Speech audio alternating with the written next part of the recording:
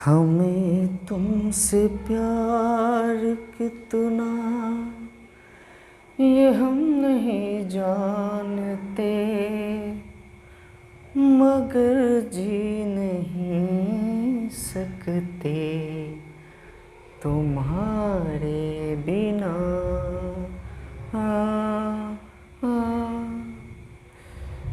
Hello friends, तो कैसे हैं आप सब। उम्मीद है आप सब बहुत अच्छे होंगे। स्वागत है आप सभी का आज के इस वीडियो में। तो आज का ये वीडियो हमारा जो डे है मैथमेटिक्स का, जो क्लासेस हम चला रहे हैं उसका ये 5वां दिन है। अगर आपने पिछले 4 दिनों का वीडियोज़ नहीं देखे हैं तो प्लीज़ उस वीडियो को सबसे पहले देख लीजिए, फिर इस वीडियो को देखिएगा। तो हमें तो प्यार है मैथमेटिक्स से, आपको किससे है वो तो आप ही जाने। तो चलिए स्टार्ट करते हैं आज का ये वीडियो। पिछले क्लास में हम लोगों ने पढ़ा था एरिया के बारे में, और हमने आयत के बारे में पढ़ा था, रेक्टेंगल के बारे में। एक बार रिव्यू कर लेते हैं। आयत में हमने पढ़ा था कि आयत के आमने सामने की भुजाएं क्या होती हैं, बराबर होती हैं, और उसके जो विकर्ण होते हैं वो भी क्या होते हैं, इक्वल होते हैं। हालांकि उसके विकर्ण 90 डिग्री पर बाइसेक्ट नहीं करते हैं, ये बात आप याद रखिएगा, राइट। उसके बाद हम लोगों ने क्षेत्रफल पढ़ा था। क्षेत्रफल होता है आयत का लंबाई गुने चौड़ाई, और पेरीमीटर होता है 2 × L+B। तो अब हम आज पढ़ेंगे वर्ग के बारे में। देखिए, आयत का जो परिभाषाएं हमने आपको पढ़ाया था वो सारी की सारी परिभाषा वर्ग में भी लागू होते हैं। हम एक तरह से कह सकते हैं कि वर्ग जो है आयत का ही भाई है, ब्रदर है, राइट। तो वर्ग में क्या होता है हम ये समझेंगे। वर्ग के सबसे पहले सभी भुजाएं आपस में क्या होती हैं, बराबर होती हैं। The all sides are equal. सबसे पहली बात कि इसके सभी sides, all sides are equal होते हैं। उसके बाद हम बात करते हैं तो इसके जो डायगोनल होते हैं, डायगोनल्स आर इक्वल। इसके भी डायगोनल इक्वल होते हैं। जैसे कि मैंने यहाँ पे एक डायगोनल बना दिया। ये है आपका विकर्ण, महाभारत का विकर्ण, कर्ण का भाई विकर्ण, जो कि दुर्योधन के पक्ष से था। तो ये जो विकर्ण हैं ये दोनों क्या होते हैं, आपस में इक्वल होते हैं। और सबसे इम्पोर्टेंट बात यह है कि इसके विकर्ण जो होते हैं 90 डिग्री पर बाइसेक्ट करते हैं। बाइसेक्ट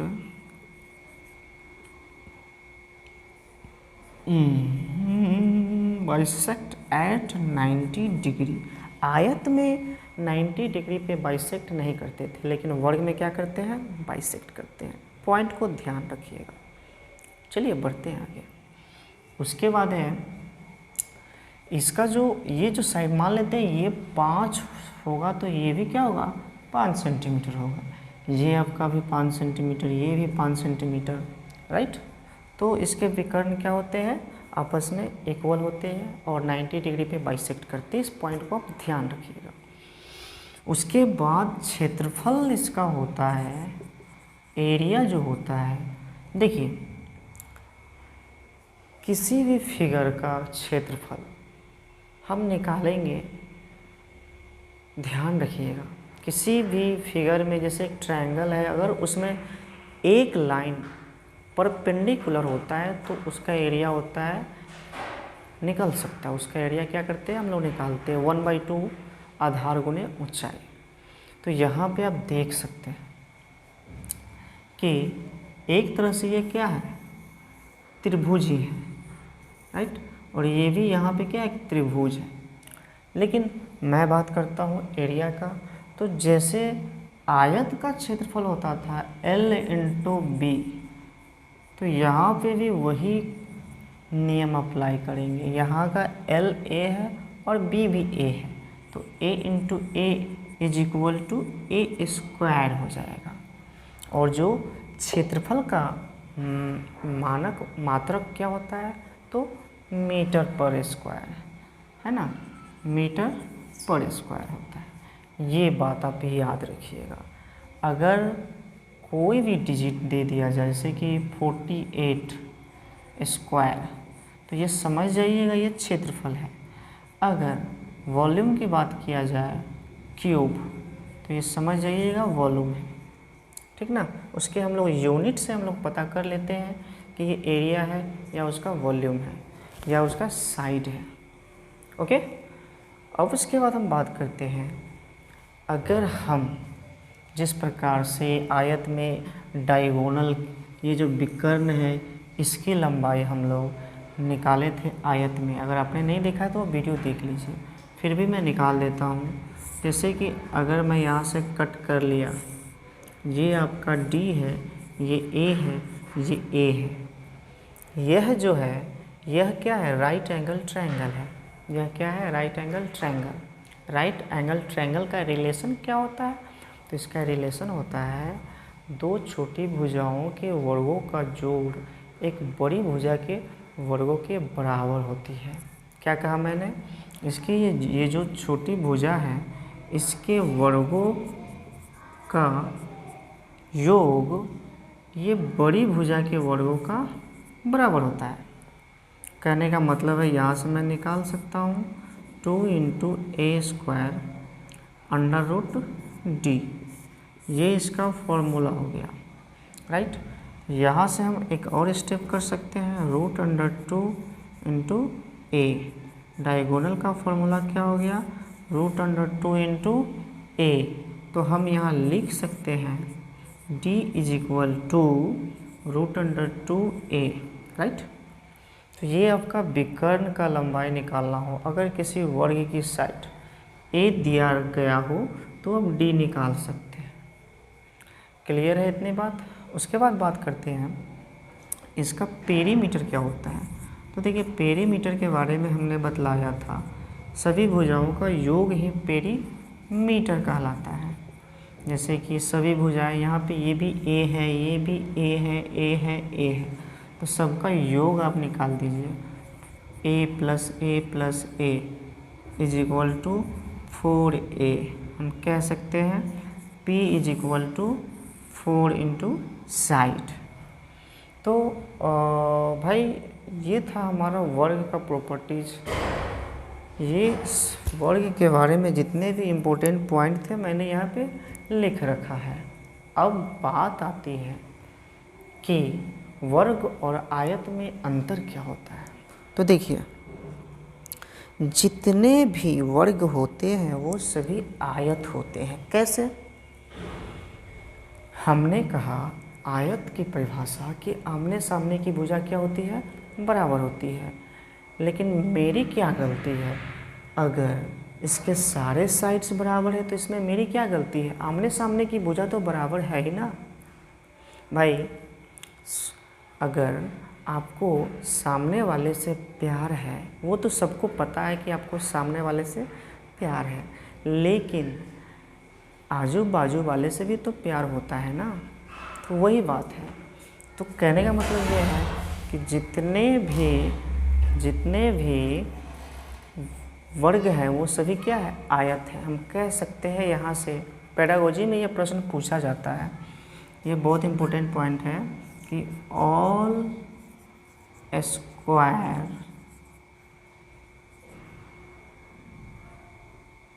इज इक्वल टू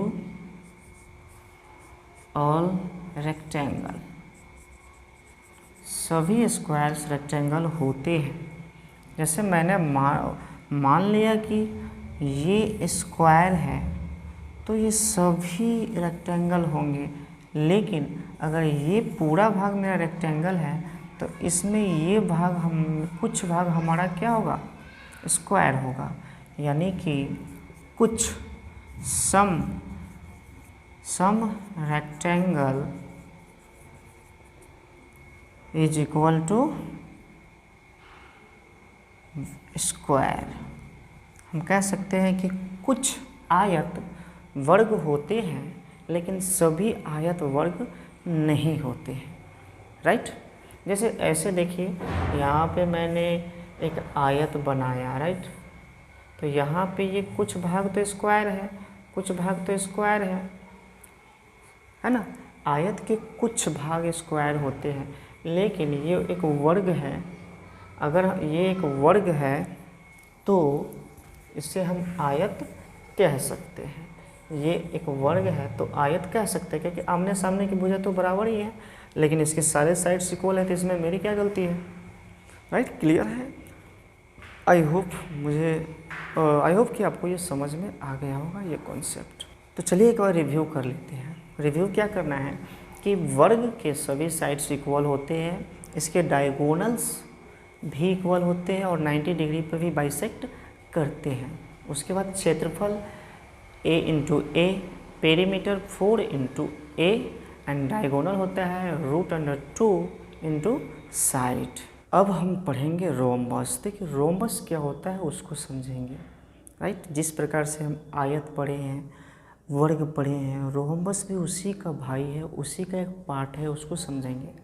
पहले रोम्बस बनती कैसे है तो वो समझिए। जैसे कि यहाँ पे आपका वर्ग था, क्या था, वर्ग था, राइट। ये आपका वर्ग था। अब आप यहाँ पे आए, यहाँ पे पैर से धक्का दे दिया। जैसे ही आपने धक्का दिया तो ये थोड़ा सा टेढ़ा हो गया, राइट। ये थोड़ा सा क्या हुआ, टेढ़ा हो गया। यही तो आपका रोम्बस कहलाएगा, यही तो आपका रोम्बस बन गया। कहने का मतलब है ये आपका क्या है, रोम्बस हो गया। देखिए रोम्बस के प्रॉपर्टीज़ में क्या होता है कि इसके भी सभी साइड्स क्या होते हैं, इक्वल होते हैं। इसके भी सभी साइड्स क्या होते हैं, all sides are equal, right. All sides are equal. लेकिन इसके जो डायगोनल होते हैं वो इक्वल नहीं होते हैं।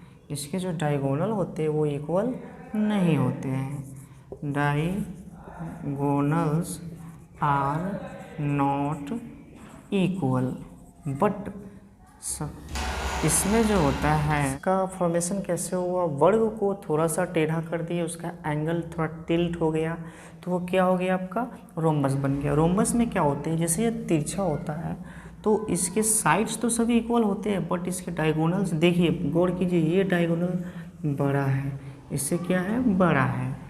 लेकिन मज़े की बात ये है मेरे भाई कि इसके जो डायगोनल्स होते हैं वो बाइसेक्ट करते हैं 90 डिग्री पर। कितने डिग्री पे, 90 डिग्री पे ये बाइसेक्ट करते हैं। आयत में क्या होता था, 90 डिग्री पे बाइसेक्ट नहीं करता था, लेकिन सभी डायगोनल इक्वल होते थे। और इस वर्ग में क्या था कि 90 डिग्री पे भी काटता था और डायगोनल्स भी इक्वल था। बट रोम्बस में क्या है कि इसमें 90 डिग्री पे तो बाइसेक्ट करता है, लेकिन इसके विकर्ण बराबर नहीं होते हैं। क्या नहीं होते हैं, डायगोनल्स बराबर नहीं होते हैं। वो बात यहाँ ये है कि इसका एरिया क्या होगा, इसका क्षेत्रफल कैसे निकलेगा। देखिए क्षेत्रफल किसी भी फिगर का यदि आपको निकालना है तो एक बात मैं आपको बतला दूँ, अगर उसके कोई भी साइड्स 90 डिग्री पे कट करता है, जैसे कि ये ट्रायंगल है आपका, इसमें कोई भी साइड 90 डिग्री पे नहीं है, लेकिन यहाँ पे अगर मैं एक लाइन ड्रा करता हूँ, बाइसेक्ट कर देता हूँ, तो ये 90 डिग्री हो जाता है। अगर ये हमारा बेस है और ये हमारा एच है तो इसका क्षेत्रफल होता है 1/2 आधार गुने ऊंचाई, राइट, 1/2 b इंटू एच। तो चलिए इसका क्षेत्रफल हम लोग निकालते हैं। कैसे क्षेत्रफल निकलेगा हम उसको देखते हैं, तो गौर कीजिएगा। देखिए हर चीज़ में कुछ ना कुछ कॉमन होती है, हर चीज़ में। ये पेडागोजी का सेक्शन है, ये थोड़ा इसको आप ध्यान दीजिएगा। जैसे कि मान लीजिए ये आपका है वर्ग, क्या है, वर्ग। ये आपका हुआ रोम्बस और ये है आपका काइट, क्या है, काइट। देखिए गौर कीजिए, ये आपका वर्ग हो गया, ये आपका समचतुर्भुज हो गया और ये आपका पतंग हो गया। आपने पतंग तो उड़ाया होगा, है ना। ये वर्ग हो गया, ये समचतुर्भुज हो गया, ये आपका काइट हो गया। देखिए इस तीनों में कॉमन क्या है, इस तीनों में कॉमन ये है कि इसकी जो साइड्स है ये भी 90 डिग्री है और इसका जो लंब है वो 90 डिग्री है और इसमें भी ये क्या है, 90 डिग्री है। ध्यान से देखिएगा, होते हैं तो एक बात आप याद रखिएगा।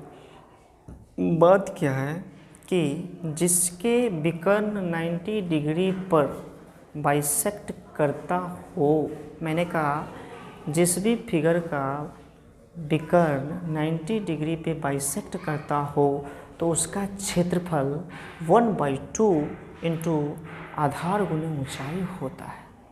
1/2 इंटू आधार गुने ऊंचाई होता है। ये बात आप याद रखिएगा। मैंने क्या कहा, जिसका विकर्ण 90 डिग्री पर, जिसका विकर्ण 90 डिग्री पर बाइसेक्ट करता हो तो उसका एरिया क्या हो जाएगा, 1/2 गुने आधार गुने ऊंचाई। अभी तो फिगर ही है ना। देखिए हम लोग डर जाते हैं, देखिए नॉर्मल आदमी को जो हम लोग देखते हैं तो डरते नहीं हैं, क्योंकि सभी के 2 आँखें हैं, एक नाक है, 2 कान है, डरते नहीं हैं। लेकिन कभी हम लोग ऐसे मतलब कि क्या कहते हैं, भूत जैसा मुंह देख लेते हैं तो डर जाते हैं। तो ये नया है आपके लिए, इसको समझने की कोशिश कीजिए, राइट। रोम्बस है। अब मैं इसका आधा फिगर काट लेता हूँ।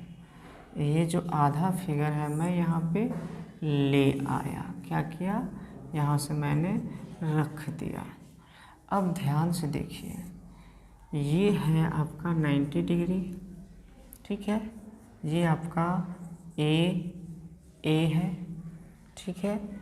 अब आपको इसका क्षेत्रफल निकालना है तो क्या हो जाएगा, 1/2, ये D1, जैसे इसको मान लेता हूँ, ये है D1/2, D2/2, D3/2, D4/2। तो मैं इसका क्षेत्रफल निकाल रहा हूँ, ठीक ना। तो ये कितना है, D4/2, तो 1 इंटू D, ये पूरा का पूरा D है तो क्या हो जाएगा, ये मैं पूरा का पूरा D1 मानता हूँ, ये मानता हूँ D2, तो D1 इंटू आधार, ये आधार हो गया आपका D1 और ऊंचाई इसका क्या हो गया, D4/2, राइट। अब देखिए ये तो इसका क्षेत्रफल निकल गया। अब ये जो हाफ इसका जो पार्ट है, ये जो हाफ पार्ट है इसका भी क्षेत्रफल तो वही होगा, तो इसमें क्या हो जाएगा, 2 से मल्टीप्लाई और 2 से 2 आपका कट गया, तो आपको क्या बच गया, 1/2 D1 इंटू D4। कहने का मतलब ये हुआ कि यहाँ पे D2 होगा। कहने का मतलब ये हुआ कि ये जो आपका क्षेत्रफल निकला, ये जो आपका क्षेत्रफल निकला 1/2 गुने विकर्णों का गुणनफल। मैं ये कह रहा था जिस फिगर का विकर्ण 90 डिग्री पर बाइसेक्ट करे, जिस भी फिगर का विकर्ण 90 डिग्री पर बाइसेक्ट करे उसका क्षेत्रफल उसके विकर्णों के गुणनफल के आधा होता है। क्या कहा मैंने कि जिस भी फिगर का विकर्ण 90 डिग्री पर बाइसेक्ट करे तो उसका क्षेत्रफल क्या होता है, विकर्णों के गुणनफल के आधा होता है। जैसे फॉर एग्जांपल एक आप ले सकते हैं, ये एक रोम्बस है कि नहीं है, इसका जो D है ये दिया हुआ है 5 सेंटीमीटर और ये दिया हुआ है आपको 3 सेंटीमीटर। तो इसका एरिया क्या हो जाएगा, 1/2 विकर्णों का गुणनफल, तो 3 इंटू 5 या 3 यहाँ पे आप ले लीजिए, 4 ले लीजिए, ठीक।